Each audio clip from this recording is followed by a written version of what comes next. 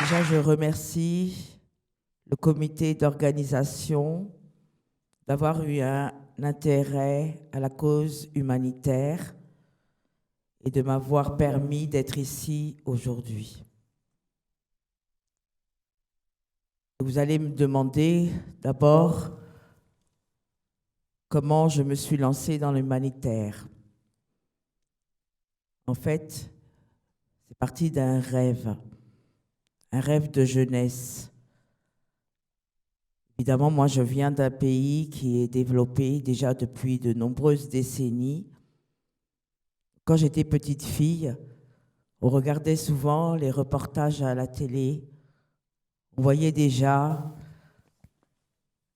la misère, des enfants qui souffraient partout dans le monde, des enfants malnutris, qui n'avaient pas accès aux soins, à l'eau, à l'électricité, comme nous.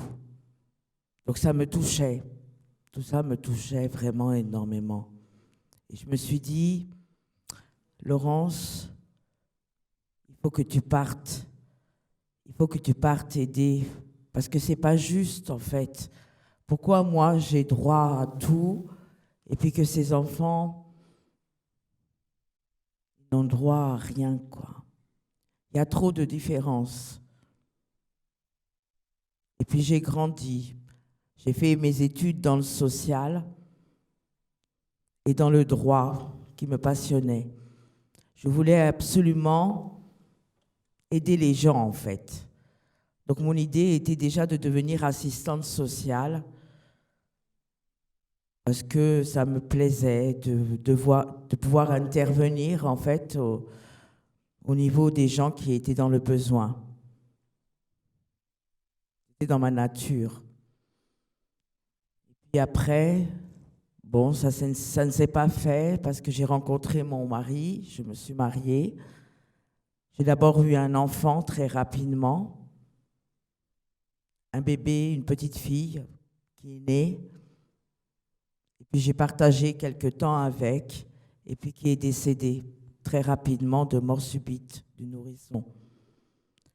Ça a été d'abord une très grande douleur. Parce que un enfant, c'est tout, quoi. C'est nos tripes. J'ai eu beaucoup de difficultés au début à surmonter cette peine. Mais je me suis dit, il y a toujours pire ailleurs. Donc Laurence, il faut que tu remontes la pente. J'ai continué. Puis j'ai eu mon fils, et puis après encore une fille. Et la vie a continué. J'ai travaillé dans les écoles, j'ai travaillé dans le secrétariat, dans l'événementiel, jusqu'à ce que je crée mon entreprise en France, dans le secrétariat partagé, dans le standard téléphonique. Je travaillais à l'époque avec des médecins. Je gagnais très bien ma vie. Je venais de divorcer. J'ai élevé mes quatre enfants toute seule, mais je m'en sortais très bien. Et puis un jour, il y a une personne qui est rentrée dans mon bureau, un Africain. Je ne savais pas d'où il venait, mais je me suis intéressée à lui. Donc j'ai commencé à lui poser des questions, d'où il venait. C'est là qu'il m'a expliqué la Guinée. J'ai dit, mais la Guinée, je ne connais pas très bien. C'est vrai, ce n'est pas un pays qu'on entend tout le temps parler. Donc on a fait des recherches sur Internet. Et là, il m'a expliqué un peu son pays, qu'est-ce qui s'était passé, l'indépendance, etc. Là, on a vu aussi les difficultés, les enfants.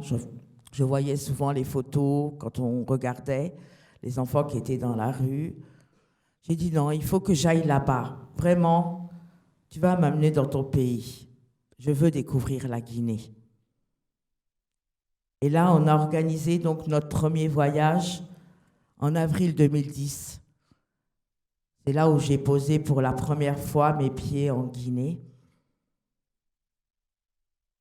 J'ai aimé ce pays parce qu'il y a une chaleur qu'on ne retrouve pas chez nous. Vraiment, la Guinée m'a très bien accueillie. Et puis c'est un très beau pays, vraiment, très riche. Le sol est très riche. Il y a beaucoup à faire. Ce pays demande vraiment toute l'attention du monde. Donc quand j'ai commencé à me promener à travers la Guinée, j'ai vu tous ces enfants dans les quartiers, les enfants au bord des routes qui faisaient la mendicité, les enfants qui vendaient de l'eau, des bonbons, des biscuits. Ça m'a interpellée. Je me suis dit, mais pourquoi? Et là, je suis allée me promener dans les quartiers plus pauvres. Et là, j'ai vu vraiment la misère. J'ai dit, donc, c'est bien là que je dois être. C'est là où je dois apporter mon soutien. Surtout aux enfants qui ont besoin d'aller à l'école parce que leur place, ce n'est pas dans la rue. Donc, on est rentré, on a créé notre association, on a commencé à faire des récoltes pour pouvoir les amener. Et là, on a fait déjà des va-et-vient. On venait distribuer dans les écoles, dans les orphelinats.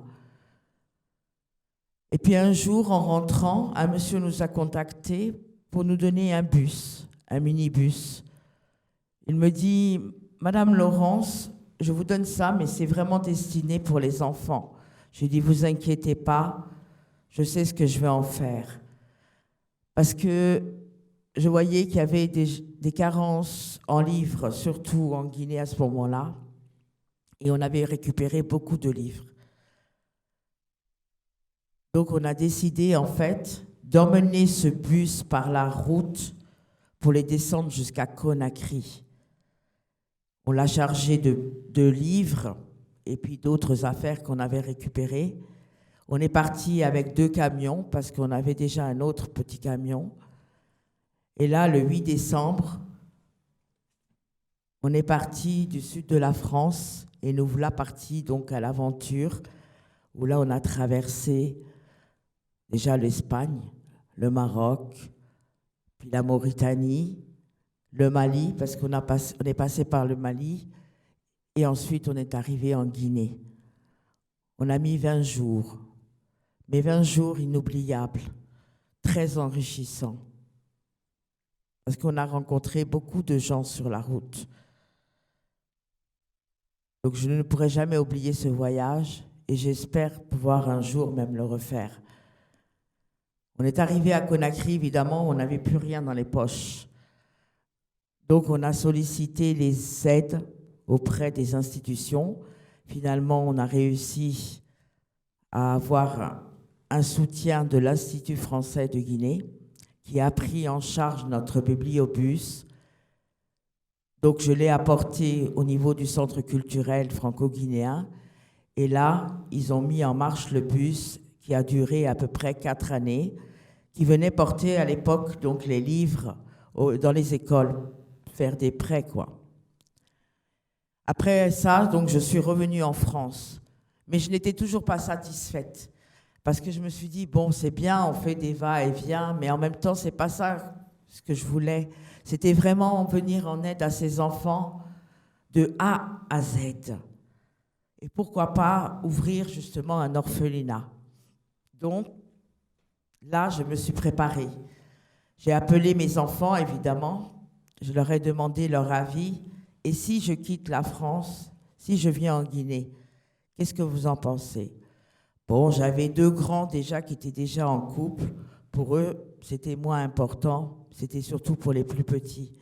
Mais quand même, leur réponse m'a touchée parce qu'ils m'ont dit, écoute maman, on sait que c'est ton rêve. Donc nous, tout ce qui nous importe, c'est ton bonheur. Vas-y. Ça, c'était la principale chose qui m'importait.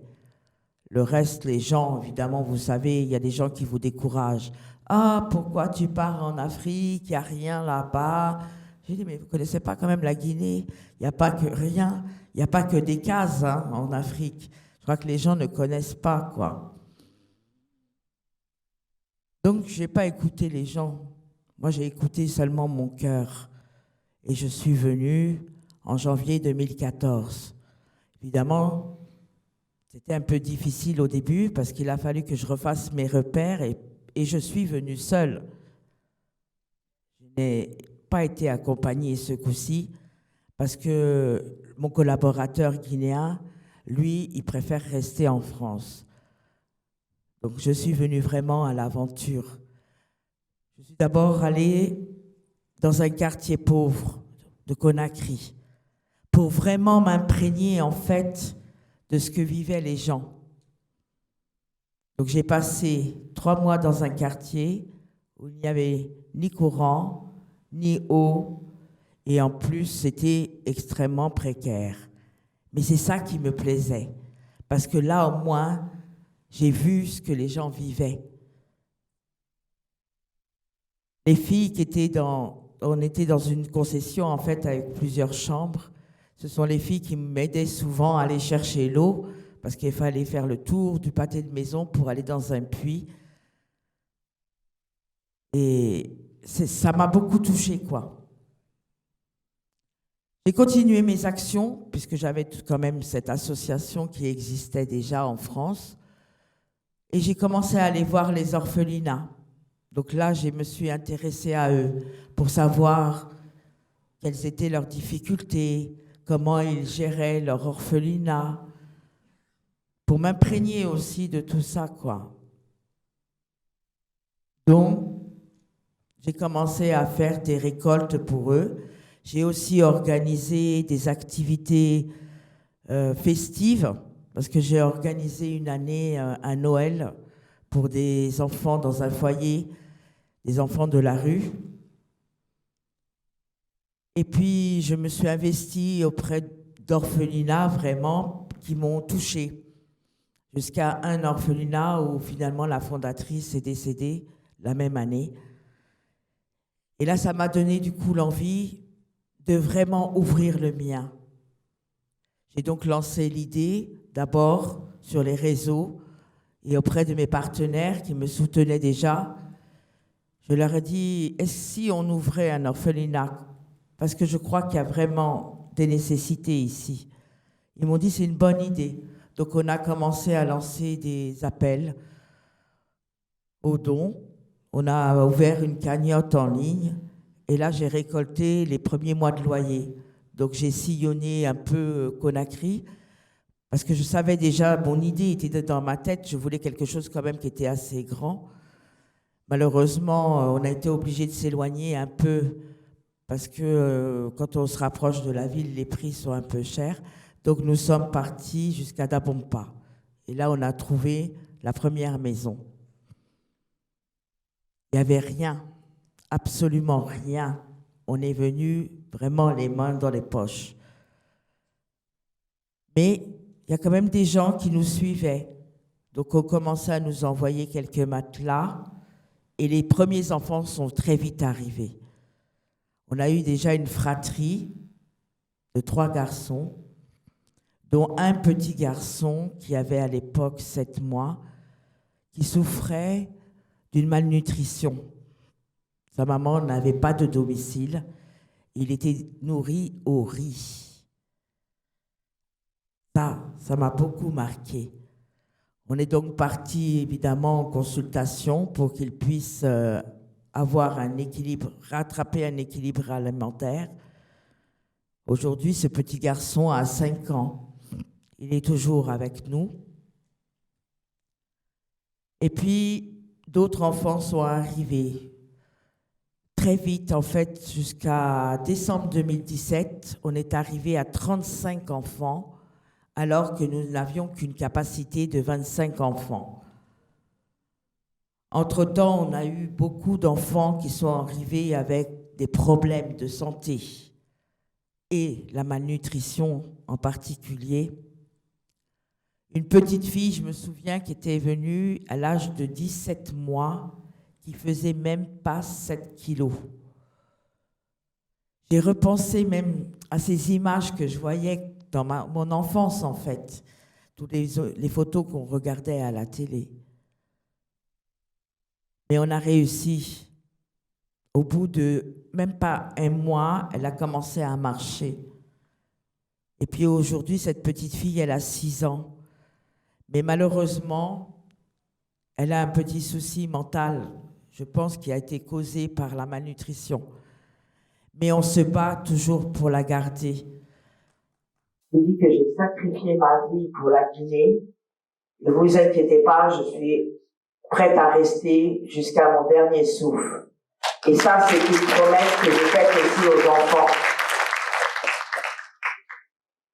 Donc, j'invite en tous les cas toutes les personnes, parce que même si physiquement vous ne pouvez pas prendre ma place, mais je sais que vous pouvez faire quelque chose, un geste, il peut être le don de soi déjà. Vous pouvez accorder un peu de temps à ces enfants, mais vous pouvez faire un geste financier, matériel ou ne serait-ce que communicatif.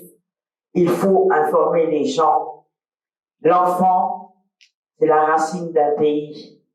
Et si on éduque bien ces enfants, ils feront que la Guinée va émerger. Et c'est ce qu'on veut aujourd'hui. Je vous remercie.